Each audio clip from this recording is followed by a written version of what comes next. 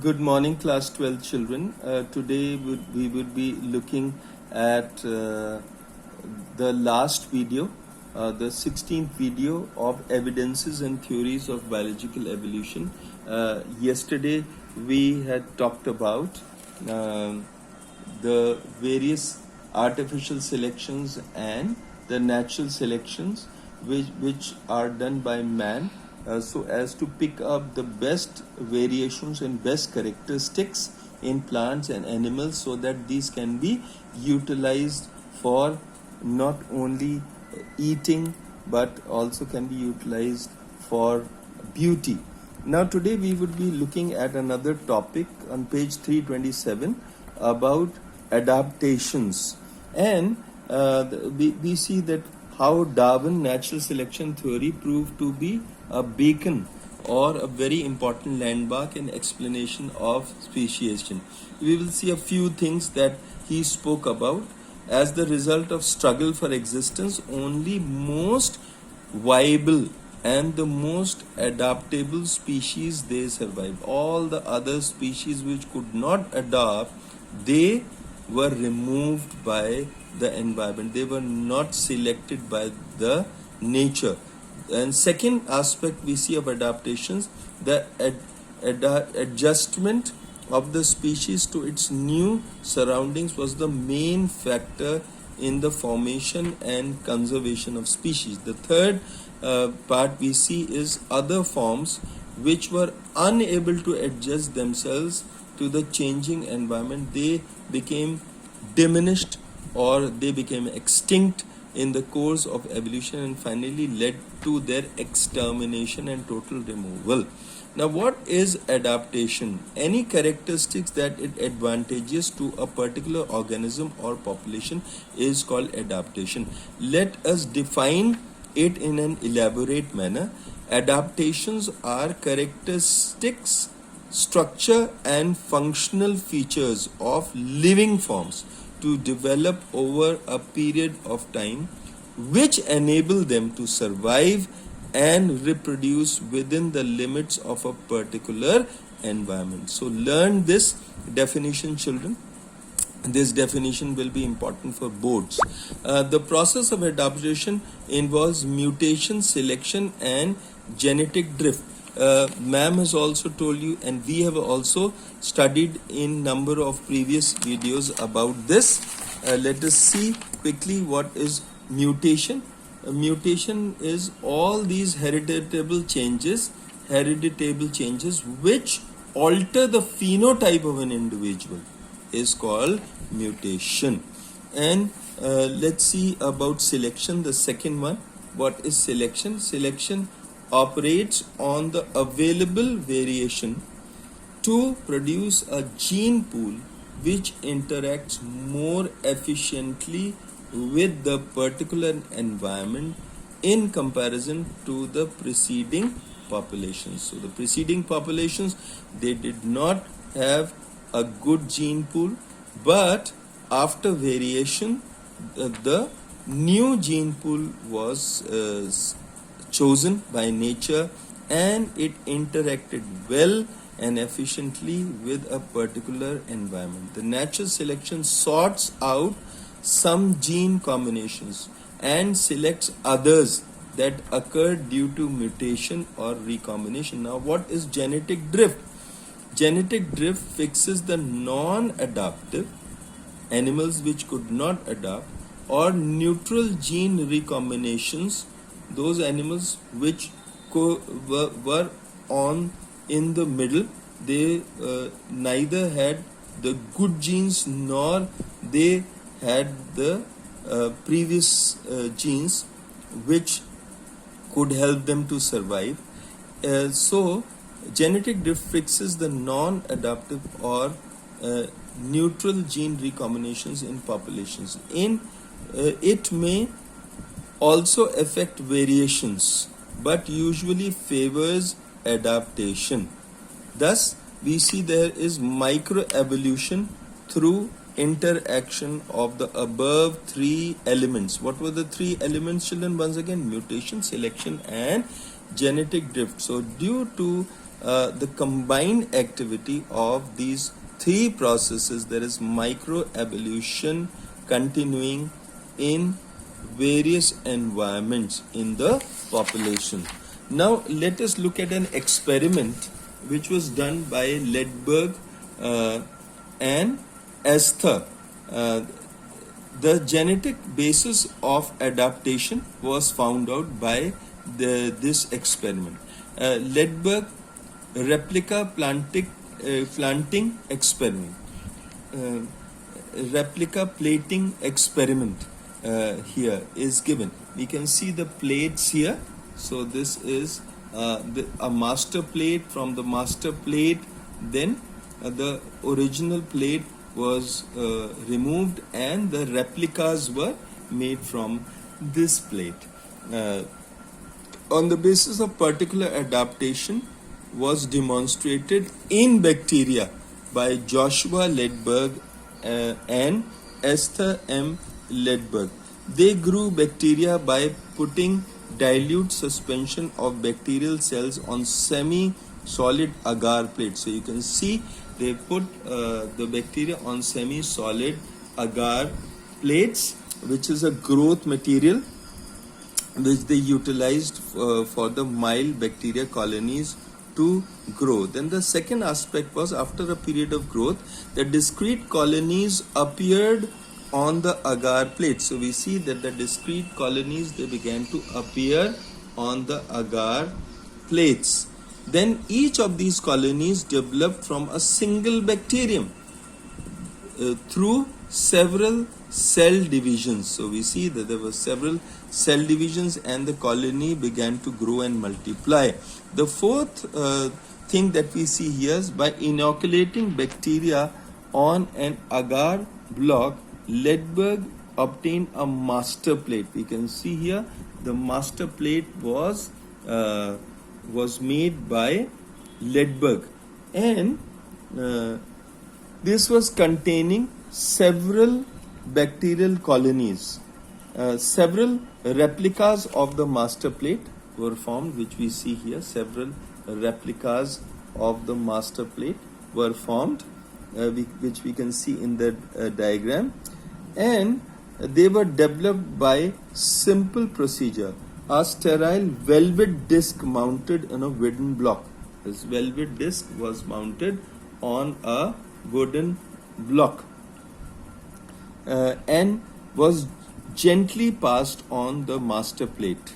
Now, some bacteria from each colony adhered to the velvet. We see here several of these, they adhered to the velvet plate, several bacteria, and exact replicas of the master plate as the bacteria, they transferred by the velvet formed colonies on the new agar plates, and so several colonies were formed on the new agar plates, and thereafter they tried to make replicas using plates containing an antibiotic like penicillin. So what did Ledberg do? He introduced the antibiotic penicillin in some of the plates.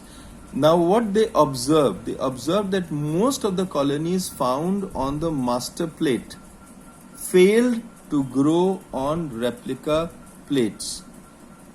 Only few colonies that were resistant to penicillin were able to grow. Thus, they drew the conclusion that some of the bacteria have acquired the ability to grow in the new environment. Which environment? The environment where penicillin antibiotic is there. But other bacteria which could not acquire the ability or could not change their genes to adapt, they died. So on basis of Lamarckism, this adaptation can be interpreted that penicillin somehow induces a change in one or more bacteria. According to Lamarckism, somehow penicillin brings a change in one or more bacteria, enabling them to grow in its presence.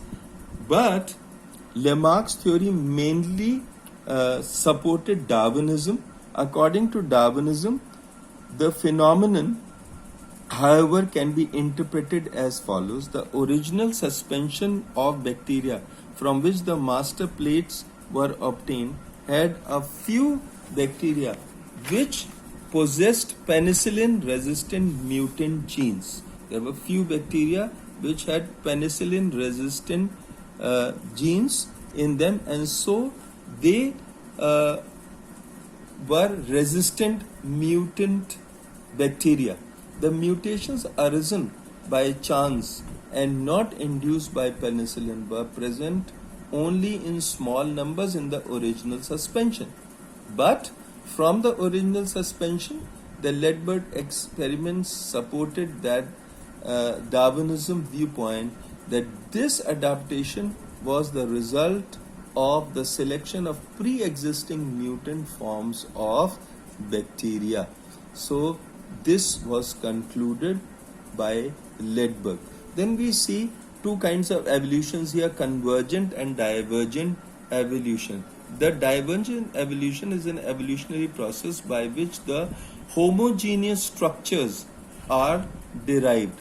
Similar structures, homologous structures, have very different end functions, but their resembling indicates that they were separate modifications over time of some common ancestral structures.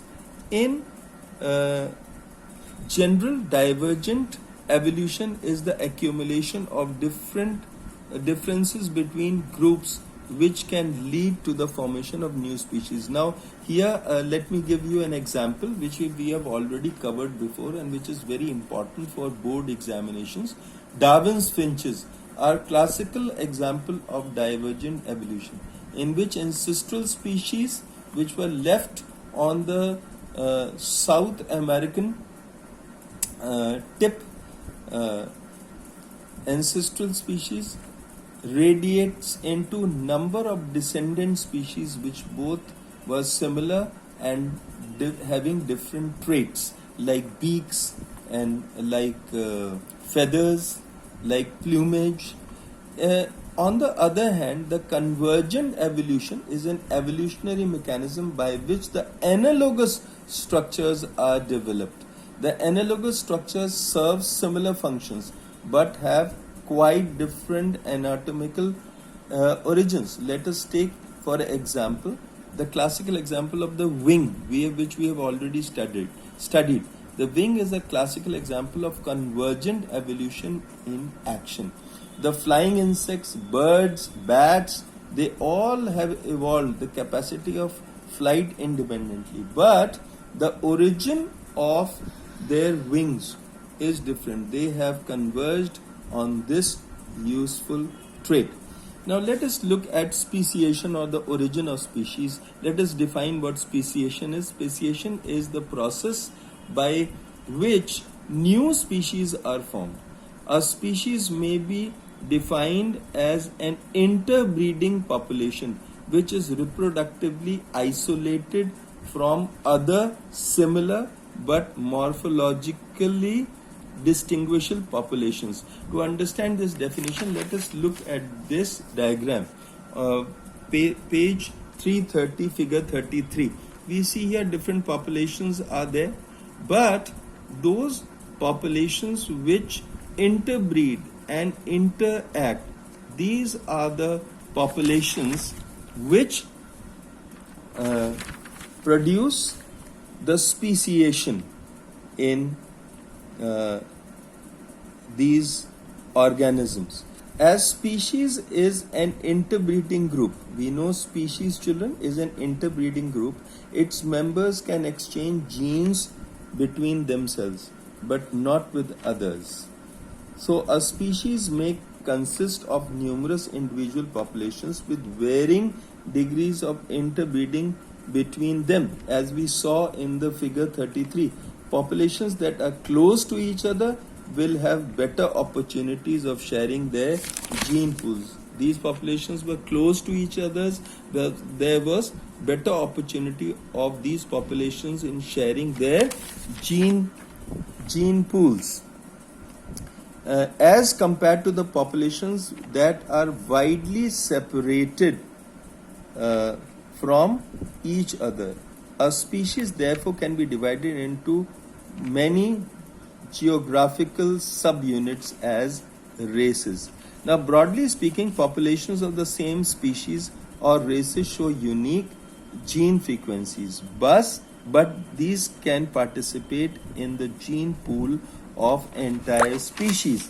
Now, let us look here. For example, there are 5 main racial groups of humans in the world: Asian, African, European, American, Pacific human beings, which differ from each other in gene frequencies and morphological characters. Yet all human populations are members of the same species called Homo sapiens sapiens. Let us look at figure number 33, which shows the reproductive isolation or the inability to interbreed. There is a geographical barrier which has isolated these species of animals. It constitutes the most important boundary between different species. There is a boundary between different species. This is the main factor which maintains the distinction of different species. So, because of this reproductive barrier, there is a distinction between species A and species B, as has been shown in the diagram. So they maintain their isolation. There is only interaction between the populations of species A or between the populations of species B. So with this we end this chapter today, and now you can complete all the question answers, long and short type, that are given at the end of this chapter. I'll be sending you notes. So children, wish you all the best. Have a good day. Thank you.